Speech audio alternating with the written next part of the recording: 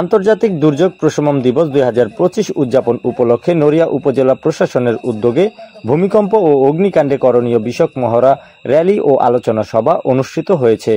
সোমবার 13 অক্টোবর বিকেল 3টায় নড়িয়া উপজেলা পরিষদ প্রাঙ্গণে এ কর্মসূচি পালিত হয়। অনুষ্ঠানে সভাপতিত্ব করেন উপজেলা নির্বাহী অফিসার মোহাম্মদ আব্দুল কাইয়ুম খান। দিনব্যাপী আয়োজনে স্থানীয় ফায়ার সার্ভিস, স্কুল কলেজের শিক্ষার্থী ও সরকারি বিভিন্ন দপ্তরের কর্মকর্তারা অংশগ্রহণ করেন। ভূমিকম্প বা অগ্নিকাণ্ডের সময় কিভাবে দ্রুত নিরাপদ আশ্রয়ে যাওয়া যায়, কিভাবে প্রাথমিক উদ্ধার কার্যক্রম পরিচালনা করা হয় তা হাতে কলমে দেখানো হয় মহড়ায়। আলোচনা সভায় বক্তারা বলেন, দুর্যোগ মোকাবিলায় জনসচেতনতা ও পূর্ব প্রস্তুতি অত্যন্ত গুরুত্বপূর্ণ। প্রতিটি পরিবার, প্রতিষ্ঠান ও ব্যক্তি পর্যায়ে সচেতনতা গড়ে তুলতে হবে। আয়োজনটি দুর্যোগ ঝুঁকি হ্রাসে জনসচেতনতা বৃদ্ধিতে গুরুত্বপূর্ণ ভূমিকা রাখবে বলে মনে করছেন স্থানীয়রা।